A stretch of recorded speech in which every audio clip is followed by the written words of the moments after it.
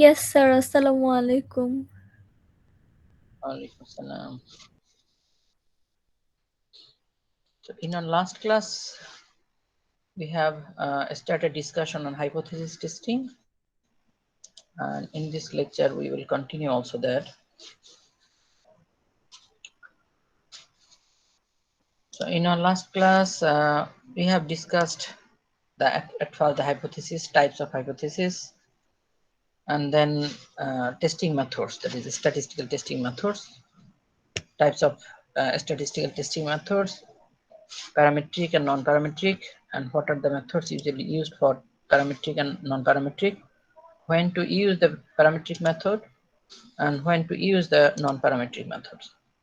Okay, so we have discussed those things, and then properties of null hypothesis and also alternate hypothesis.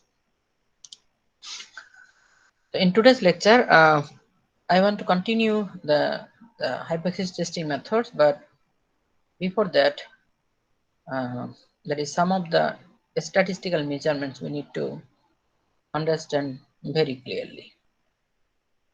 That's why at first I want to discuss about those methods.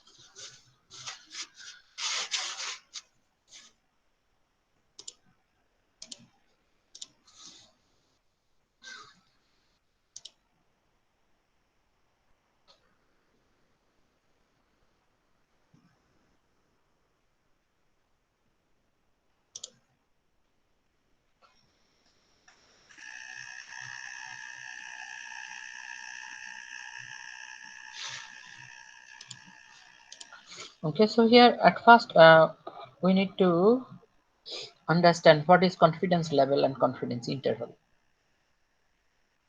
Sometimes if you present some statistics, then with the presented statistics you need to say about the confidence level and also confidence interval. Like if you claim that maybe your model accuracy is 92%. So then this 92%, what does it mean? We can say that is every time you run the program or for every models or for every data set, whatever the segment of data set is it every time just produce the 92%? So the question is here, okay? So that means if we sometimes mention that 92% of accuracy, then what does it mean, okay? So on that, actually, most of the cases you will get that every time it will not provide you the 92%. So sometimes you will get like 94%, 93%, sometimes you will get 90%, 92%, and sometimes you will get maybe better than that, like maybe 99%, sometimes you will get like 60%. So in this case, maybe what usually we post, that is maybe the highest one or maybe the average one. Okay, that's why you have to say about the confidence level. Confidence level, that means confidence level expressed the percentage, there is a percentage of your confidence. So if someone say that 92%, it means that 92% of the time, 92% of the if someone say that 95% of confidence, it means that 95% of the time you will get the 92% accuracy. Okay, so that's our 95% means, the confidence level 95% means. In statistics and in data science, it has also a different meaning. The meaning is, if someone say that 95% confidence level, it means that 95% of the time the result we get from the sample will match the result from the population. Okay, that means if you do some sampling, okay, so sampling, and based on the sampling you just produce the results, then your confidence 95%, it means that 95% of the time whatever you get the result from the sample, that will also a representation of population. Okay, so in data science and in statistics, usually we define the confidence level like this. But how about the confidence interval? The confidence interval is the numeric values of, there is lower limit to upper limit.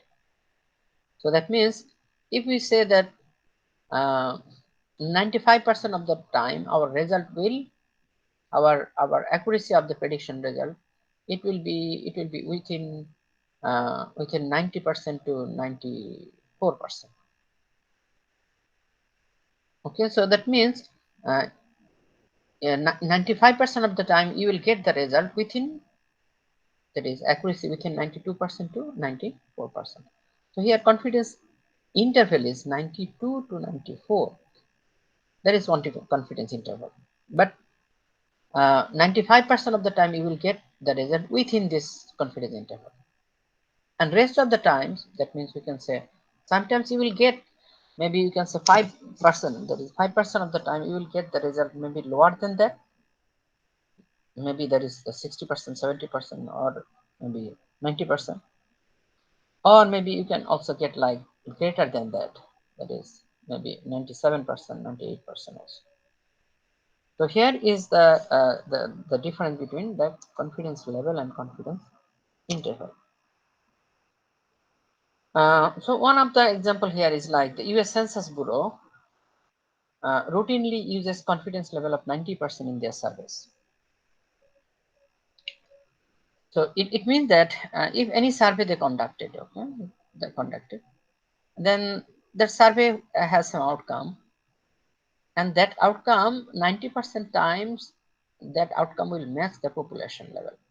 That means, and 90% of the time the result get from the samples, that will be same also if they can conduct the survey using the whole population.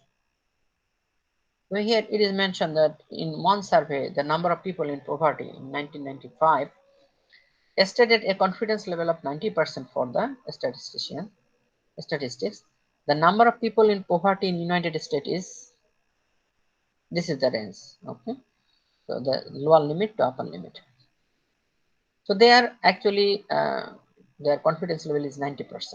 It means that if they taken the sample from the whole people of the country of United States, the 90% of the time the sample results will match the population result. So in another way, we can also, it means that the Census Bureau repeated the survey using the same technique. 90% of the time, the result will fall between this lower limit to upper limit. That is, this is the range of people in poverty. So here the lower and upper limit, this limit is called confidence interval.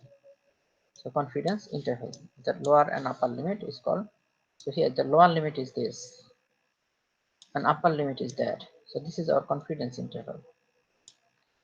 And the confidence level is 90%. Okay, confidence level is 90%. So now, if we want to find out the confidence interval from any statistics, maybe you can say we have conducted a survey, and then from the survey result, we want to find out the confidence interval of some, that is the confidence level. So like a group of 10 foot surgery patients had a mean weight of 240 pounds. So that means foot surgery patients, easily you can say the weight of those people most of the time will be higher than the normal people. Okay, so 10 foot surgery patient data was collected, and then we observed that the mean or average weight of the 10 foot surgery patient, it is 240 pounds. 240 pounds. The sample standard deviation was 25 pounds. That means we can say from the 10 foot surgery patients, the mean is this one, But we also observe the standard deviation, and the standard deviation we got is 25 pounds. So find the confidence interval for the sample of true mean weight of all foot surgery patients. So we want to find out the confidence interval for the sample of true mean weight of all foot surgery patients, and here find a 95% confidence level. Okay, so that means the confidence level it is mentioned 95%, and we need to find out the confidence interval for that. So for this kind of statistical survey, if we want to find out the confidence interval based on the mentioned confidence level, then at first we have to think about this. Do you know the population standard deviation? That is sigma. So whether we know the sigma or not, population standard deviation or not, we can see that here is group of 10 foot surgery patients. That means here the sample size is 10. Okay, sample size, our sample size is 10 out of maybe thousands of foot surgery patients. We just have taken the sample of 10 patients, and the average, that is the average weight, or we can say mean weight of those patients is 240. So here x bar is the mean, the sample mean. And sample standard deviation is 25 pounds. So it is sample standard deviation. That means it is S, usually not the sigma. Okay, so S is 25 pounds. So in this case, if we can see that, at first we need to check. Do you know the population standard deviation? Here is no population standard deviation. This is a sample standard deviation. Okay, a sample standard deviation. Sample standard deviation we have.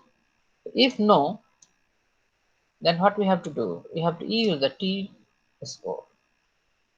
We have to use the T score.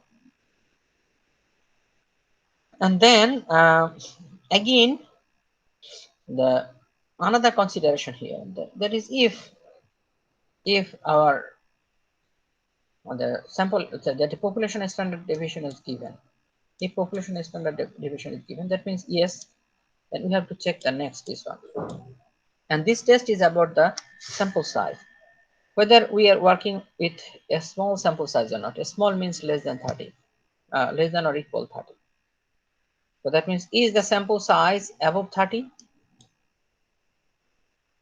So that means if the sample size is larger, we can see that sample size here is n is 10.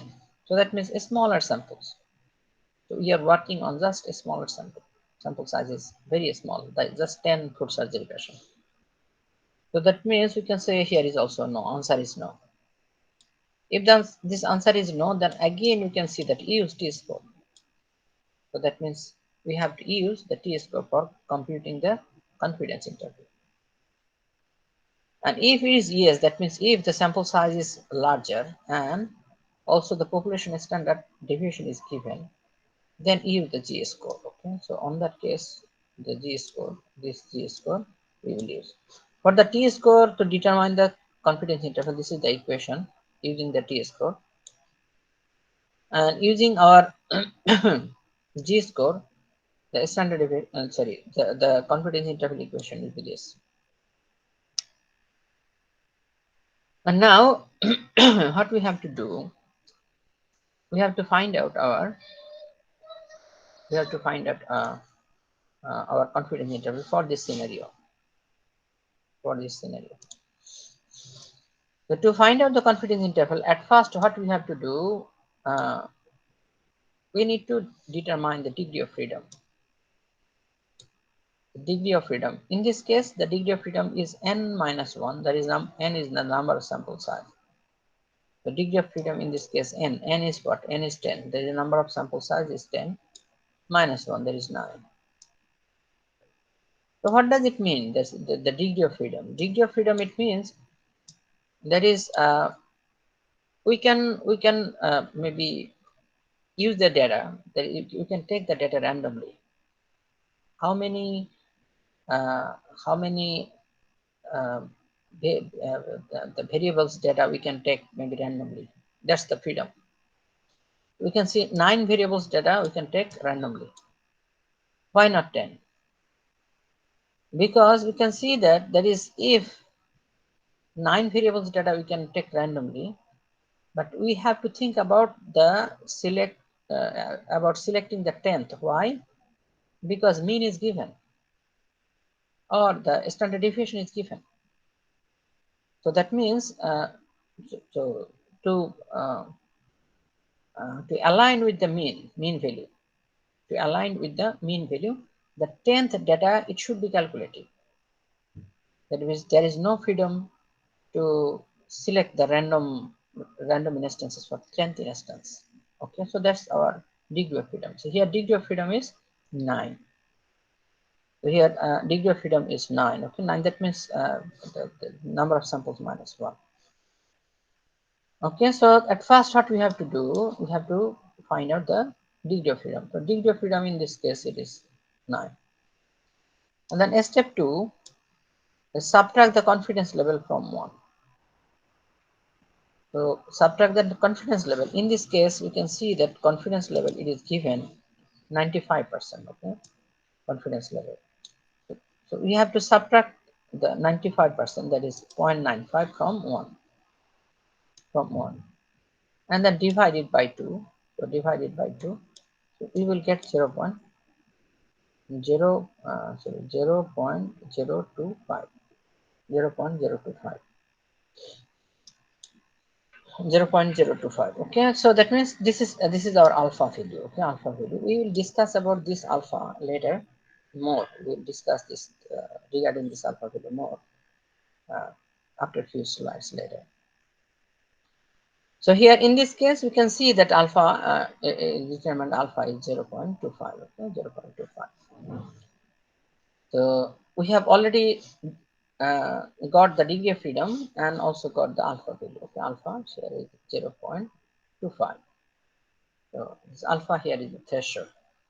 So 0.25. Now what we have to do in step 3, we have to use these values, the degree of freedom and alpha, to find out the t-score. So this is our t. So to find the t-score from the t-distribution table. From the t-distribution table. So this is a standard table, a statistical table, useful for sample size less than 30 for this t-distribution. And we already know about that. And now we have to find out, based on the degree of freedom and also alpha level, we want to find out the value of t. So here is this.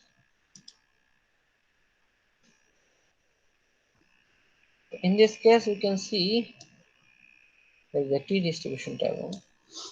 The degree of freedom.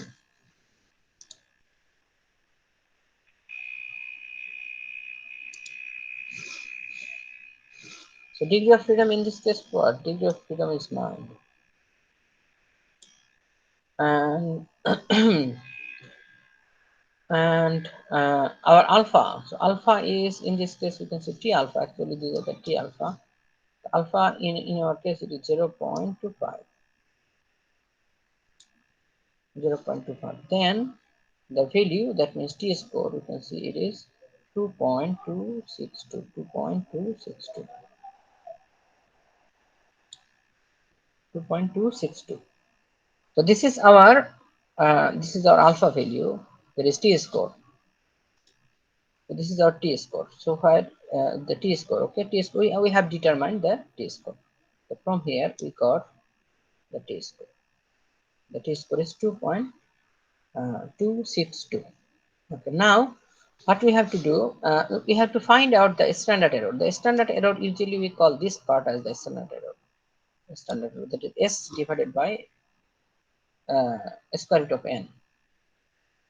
So square root of n, s divided by square root of s. We know that there is the s in our case, standard deviation.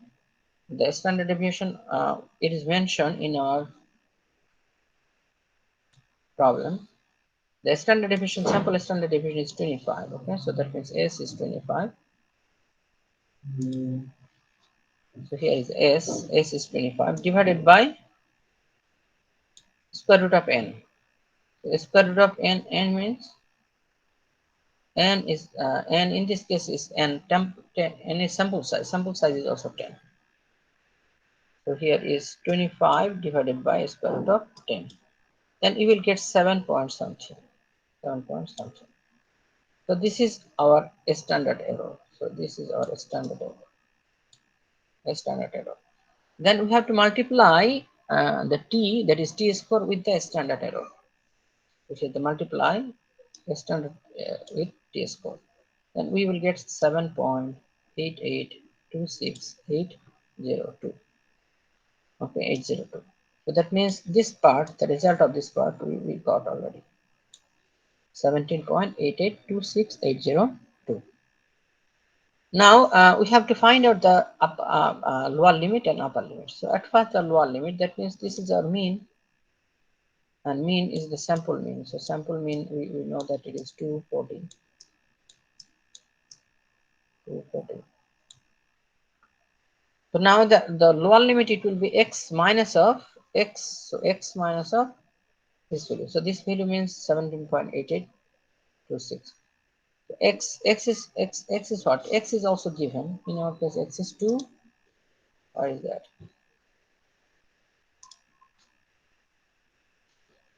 In this case, x is 240 pound. Okay, 240. X is 240. Sorry. So here is x is 240. So that means you can see here is the 240. Then minus of this part, this is the 17.8826. Okay. This will be our lower limit. Lower limit is 222.117. That is lower limit of our confidence interval. And the upper limit of the confidence interval, x plus of something. Okay, so that means x is 240 plus of 17.8826806. So it will be 257.883. So this is the upper limit. So that means confidence interval will be 2 to 2.117 minus 257.883. What does it mean?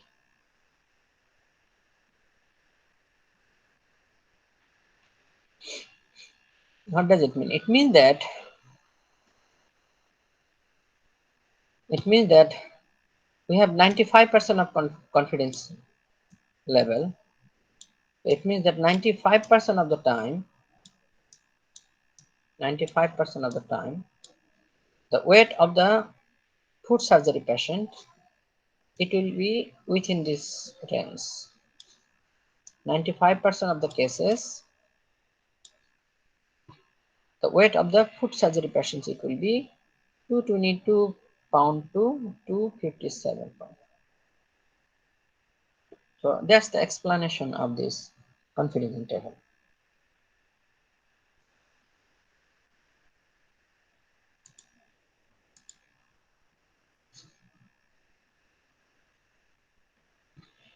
Okay, so I think we have already understand the confidence level and confidence interval. Sometimes we need to determine those, that is the confidence level and confidence interval. We need to find out the values of those. Uh, Specifically in research publications, sometimes we need to mention those things. That is, if we just mention F1 score, sensitivity, specificity, and accuracy, those will not be enough. So then we have to put the confidence interval. That means, okay, you got maybe the accuracy of 90%, but what's the confidence interval about 95% confidence level? Okay, so on that case, you have to put those values, that is plus minus something.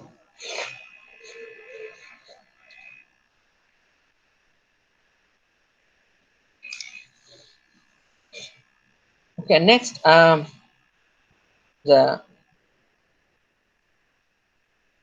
another test we have. Okay, another test we have. So that is in our previous lecture we have already discussed about the different types of tests, parametric and non-parametric test. We have already discussed the parametric test like t-test and g-test, and now I want to introduce another test that is called our non-parametric test. That is the yeah, chi-square, or sometimes we also call chi-square. Okay? So the chi-square test, the chi-square test. Usually the chi or chi, the word is this. This is called chi. So this is a square. So chi-square, chi-square test. Okay. Uh,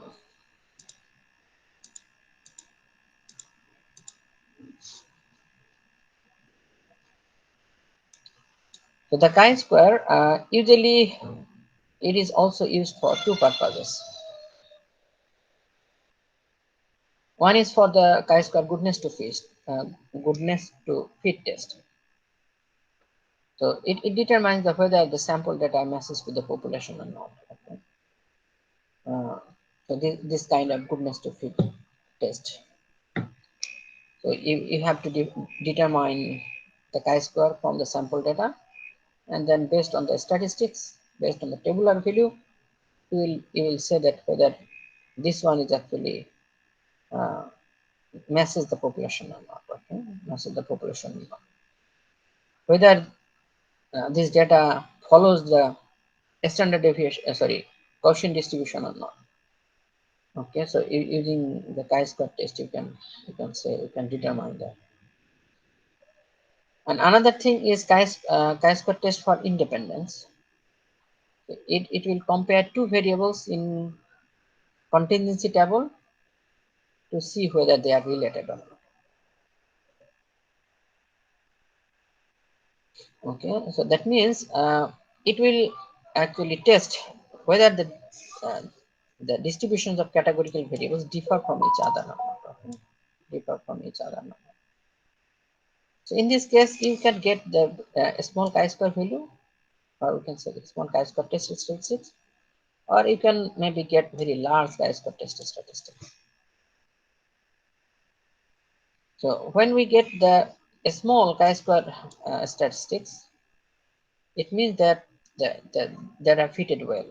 That means your observed data fits expected data extremely well. So in another word, we can say that they have the relationship. Okay, and for very large chi-square statistics, it means that is they are not fitted well. Okay, or we can say there is no relationship. So that means from the chi-square test, the chi-square statistics, specifically test statistics, we can say this and we can test this one. And as I already mentioned, this is a non-parametric test. So now one example we can see here. Uh, so at first, uh, the sample data, it is given the sample data is here. That is why we are collecting this sample. Why we are collecting this sample.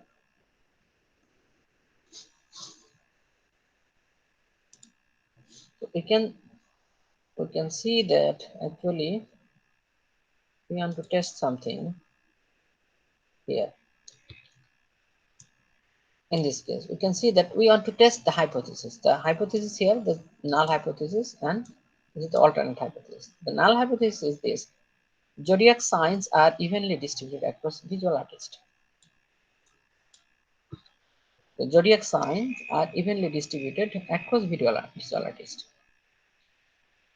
Okay, but one of the assumption is this, or maybe some people believe this, that is zodiac signs are not evenly distributed across the visual artist. But in another word, some people believe that Aquarius and Capricorn So these two types of zodiac signs are most likely across the visual artist.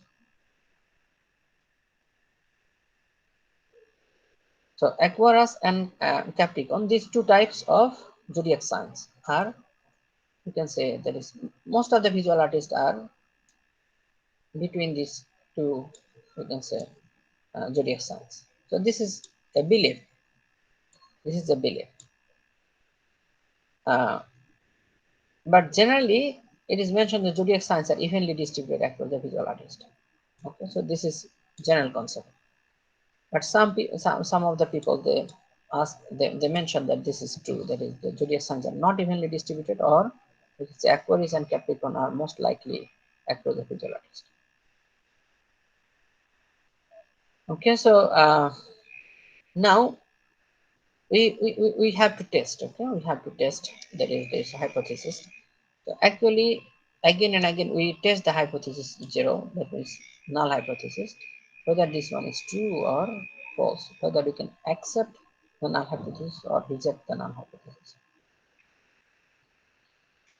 So now we can see here the sample. Here the sample question 256 visual artists. So that means we observed the zodiac signs of 256 visual artists. 256. Here the sample of n is 256. Okay, the sample size is 256. From the population, we have taken this 256 samples. Though from the all visual artists, we have collected the data from 256 visual artists. The data about their zodiac sign, about their zodiac sign. So the results are this. There is from the 256 visual artists. So areas like 29, Taurus, here is a 24, Gemini 24, sorry 22, Cancer 19, Leo 21, Virgo 18, Libra 19, Scorpio 20, and Sagittarius 23, Capricorn 18, Aquarius 20, Pisces 23, like this. So that means we can see that out of our out of our 256 visual artists, several zodiac signs are there, like Aries 29, Taurus 24, Gemini 22. Okay, that means 22 visual artists have the Gemini uh, zodiac sign. Okay? And 19 of the visual artists have the Cancer zodiac sign. Okay? So that means this is the statistics now. Now what we have to do? So we have to find out the chi-square statistics. The chi-square statistics. So in that case, what we have to do, that is, we can say that the category here, the category you can see 1, 2, 3, 4, 5, 6, 7, 8, 9, 10, 11, 12. The total 12 categories we have zodiac signs, and these are the observed. So observed like Aries 29, Taurus 24, like this way. So okay, so total like this. And now what we have to do at first, we need to find out the expected value. So expected here, there is expected. What's the expected value and what's our there is original value.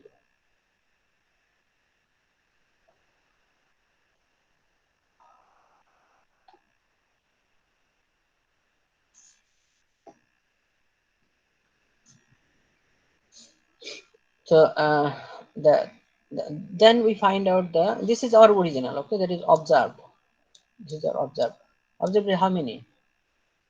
There is 29 observation. What's the expected? Expected is 21.33. Why 21? Because we can see how many we have, total 12. So 256 by 12.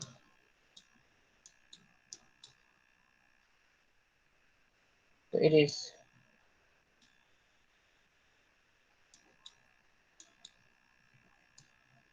here 25, there is 116, so it is 21 point something. Okay, so 21 point something.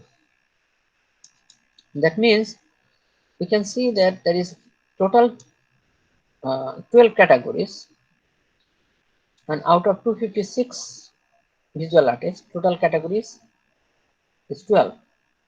So that means per category we are expected the observations like 21.333. So this is for per category, okay. There is per zodiac sign. We need that is, we can expect that there is expected that there is the mean value or average. So we want just 21.333 people per category. Okay, so that's why they expected.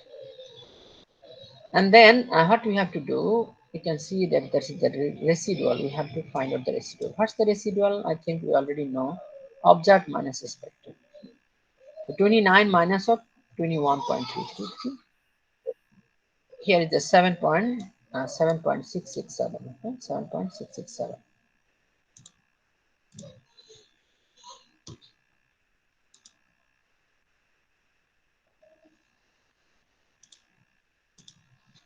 7.667.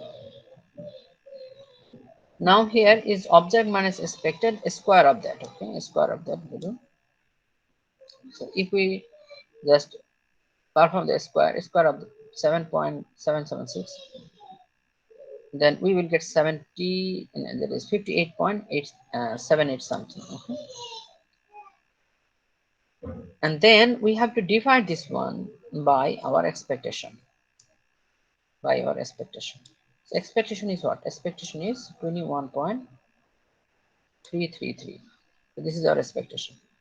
So then we will get like this value. This value. Okay? So for the arrays category of zodiac sign, arrays categories of zodiac sign, that is we got 2.755 lakh. 755. Okay, this value, the chi-square value.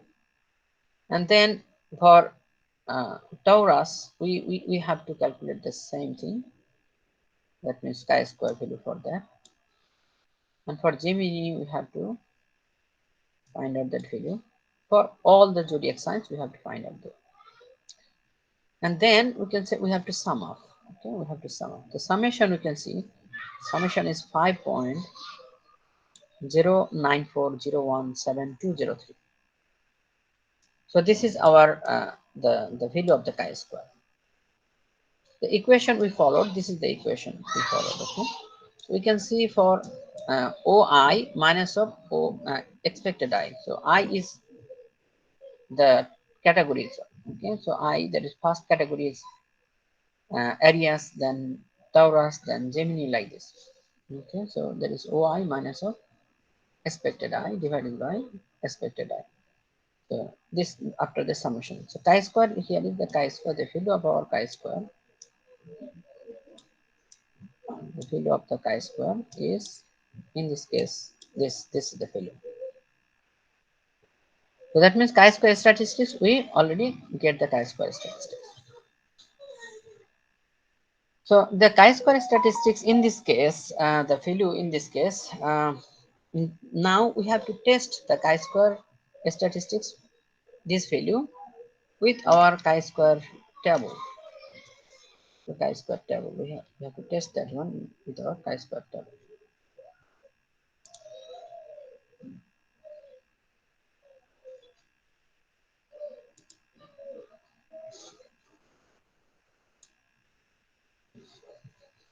So here is the chi-square table.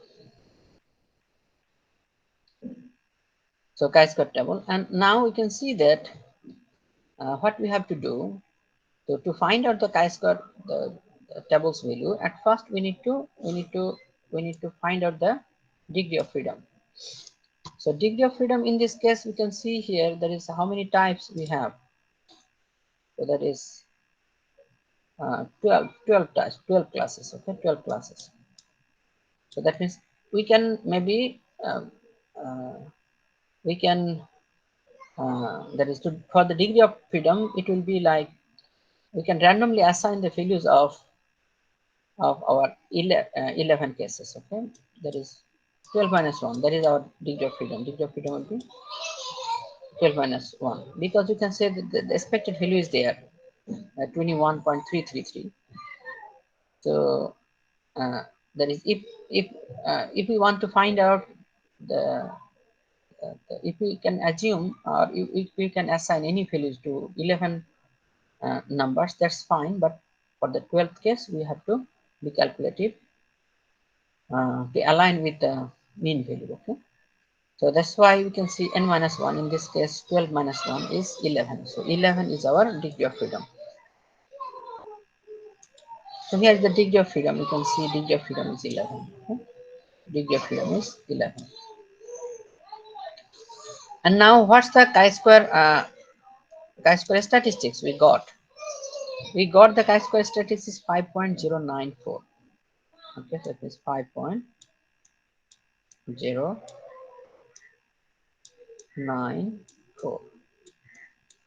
So we got 5.094. Now we have to find the value 5.094 in this row. So now we can see that that is it will be within this dimension. So within this range. That means 4.575. We have like 5.0 something. 5. What? What's the value? 5.094. Okay, 5.094. So 5.094. This value actually within this interval. 5.575 and 5.578. So within this interval, and we can say chi-square here is this the alpha value, or we can say p value here, not the alpha actually. The p value is between 0.9 to 0.95. So here the p is between 0.9 to 0.95. So within interval, that is chi-square p. So here is the p value is 0.9 to 0.95. So p is it is p is 0.9 to 0.95. So within this range, the p value we will get within this range. That is 0.9 to 0.95. But based on that, we have to see here there is what p value represents what. So p value greater than 0.0, that is 0.1, sorry, greater than 0.1, it means not significant. The p value less than 0.1, it is called marginally significant. P value less than 0.5, it is called significant, and p value less than 0.01, it is called highly significant. In this case, we got what? We got p value between this, that is 0.95 and 0.9. So it means that p value maybe you can say 0.91, 92, 93 something, which is actually greater than zero point 0.1. So that means whatever the p value we got, this one is greater than 0.1. There is 0.91, 92, 93, 94, whatever we got, that is greater than 0.1. So it means that not significant, not significant. So so that means that it is mentioned that not significant. Okay. So the purpose of finding p-value is basically to determine whether the observed results differ from the expected results to both to such a degree that the null hypothesis there is the hypothesis there is no relationship between the experimental and is unlikely enough to reject. Okay. So in this case, there is, we can say, not significant. So that means P greater than, it is not significant. So this is very large P value. It means that the null hypothesis should not be rejected. Okay. Null hypothesis should not be rejected.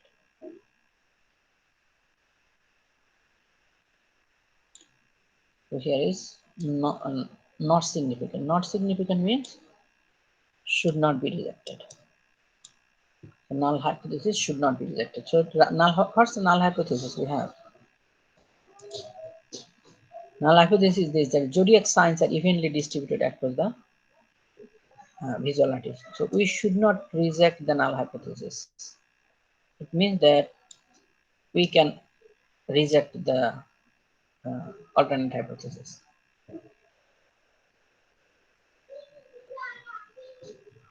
Is it fine?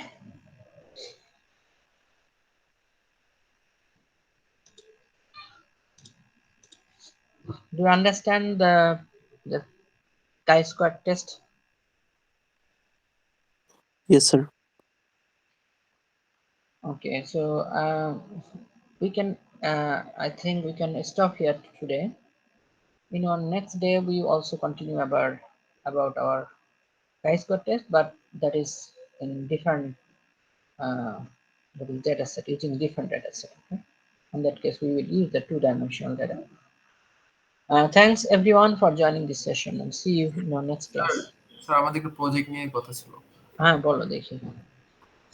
Sir আমরা আমাদের একটা data set নিয়েছি, but ওখানে sir Kegel থেকে নেওয়ার পরে sir ওরা যেটা দিয়েছে ওটাতে আসলে প্রি প্রসেসিং করেই দিয়েছে, বাট আমরা 422 তে শিখেছিলাম যে নিজেরা জাস্ট কিছু ম্যানিপুলেট করে ডাটা সেট ওখানে আমার ওগুলা প্রি প্রসেসিং এ অ্যাপ্লাই করা। তো ইজ ইট ওকে স্যার? আচ্ছা, প্রি প্রসেসিং করে দিছে তাই তো? প্রি প্রসেসিং তুমি ফটোতে তো শিখেছিলাম যে স্যার মানে কিছু এরকম হইলে কোসকে গেলে স্যার মোস্ট অফ দাই স্যার ওরা একটু প্রি প্রসেস করাই দেওয়া আছে। এখন আমি ওটাকে ম্যানিপুলেট করে কিছু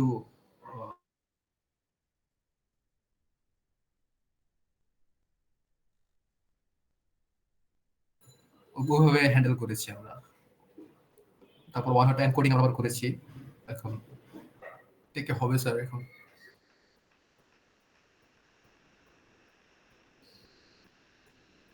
হ্যালো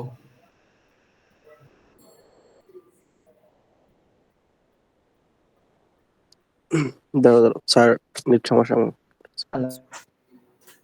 জি স্যার, শোনা যাচ্ছে। হ্যাঁ বলো। স্যার বলবো? হ্যাঁ বলো।